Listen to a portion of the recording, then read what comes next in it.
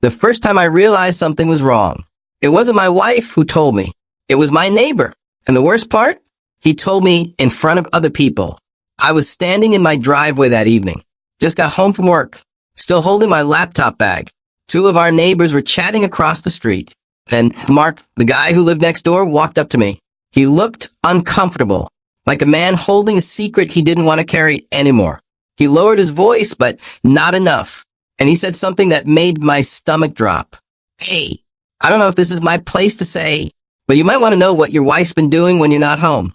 The neighbors went silent. One of them slowly turned her head. My chest tightened. I felt the heat of humiliation spread through my face. But I didn't react. Not there. Not in front of them. I simply looked at him calmly and asked, "What do you mean?" "My name is Daniel. I'm 36 years old. And until that moment, I thought my life was simple, predictable, peaceful. I worked as a financial analyst in a mid-sized firm downtown.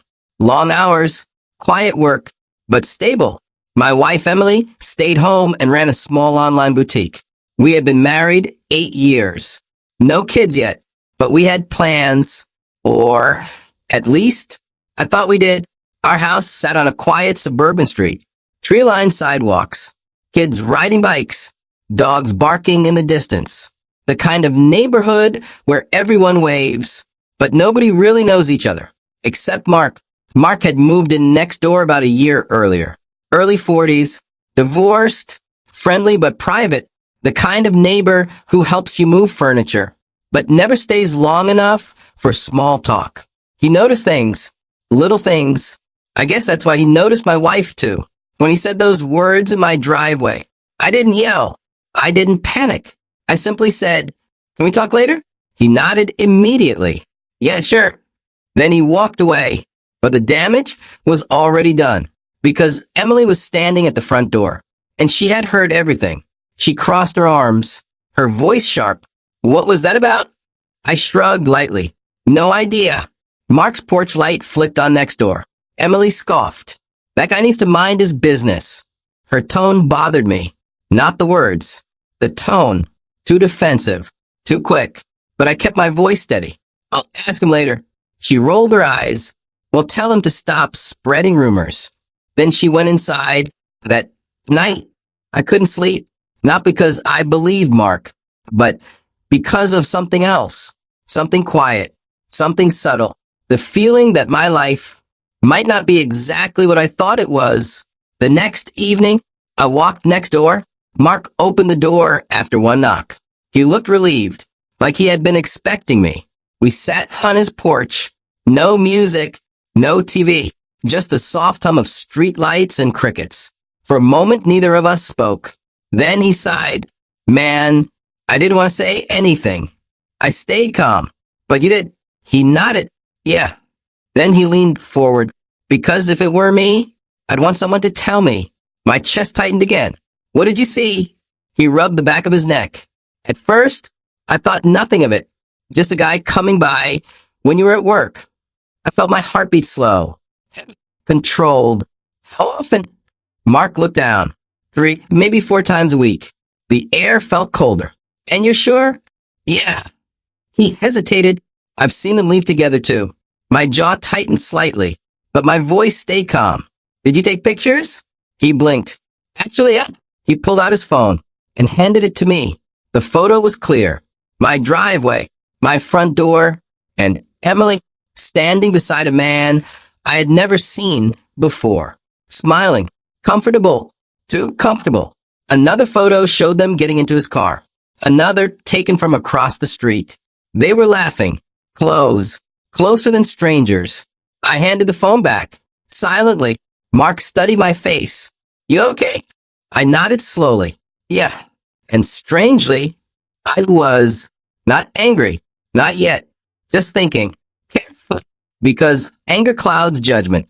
And I needed clarity. For the next week, I watched. Quietly. I didn't confront Emily. I didn't accuse her. Instead, I changed my routine. One day, I came home early. Another day, I worked from a coffee shop nearby.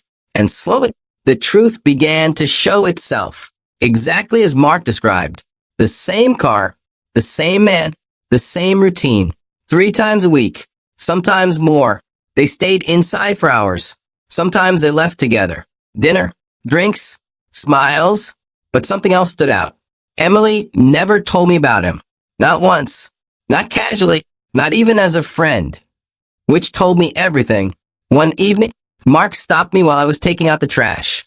Did you figure it out? I nodded. Yeah. He looked sympathetic. Sorry, man. I smiled faintly. Don't be. He frowned. You're taking this pretty calm. I looked down the quiet street. Because I'm still learning. Then I said something he didn't expect. Actually, I need a favor. 2 weeks later, Emily hosted a small neighborhood gathering. Something she had started doing recently. Like music, outdoor lights, the usual suburban charm. Our neighbors filled the backyard, laughing, talking, drinking. Mark stood near the fence, watching quietly, just like me. And Emily, she looked happy, confident, comfortable, especially when the man from the photos arrived. She introduced him casually. This is Jason, a friend from my business. Jason shook hands with everyone, including me. His grip was confident. His smile relaxed, like a man who thought he understood the situation. But he didn't. Not yet. Later that evening, Emily tapped her glass. Hey, everyone. The backyard quieted. She smiled brightly. I just wanted to say thank you all for coming. Soft applause. Then she added, and a special thanks to Jason for helping my business grow this year. More clapping. Jason nodded modestly. Then she laughed. And of course, thanks to my husband Daniel for always supporting me. People looked at me, expecting a smile. I gave one. Calm, polite. Then I stood up. Actually, the yard went quiet again. Emily looked confused. Yes. I kept my voice steady. I'd like to say something too. Mark walked over to the projector sitting beside the patio table, exactly where I asked him to place it earlier. Emily blinked. What's that? I looked at the crowd, then back at her. Just a little presentation. Jason shifted slightly. Mark pressed the button. The first image appeared on the white patio wall. Emily opening the front door. Jason standing there. Another photo. Emily getting into Jason's car. Another. Them laughing at a restaurant. The crowd grew silent. Someone gasped. Jason's smile disappeared. Emily's face turned pale, but I remained calm. I stepped forward slowly. 2 weeks ago, my neighbor told me something difficult. I glanced at Mark. He said my wife might be hiding something. Emily's voice cracked. Daniel? I raised my hand gently. Let me finish. She went quiet. I looked around at the neighbors. This isn't about embarrassment. My voice was steady. It's about truth. Then I turned toward Emily. You could have told me. Tears filled her eyes. I was going to, but you didn't. The photos kept cycling.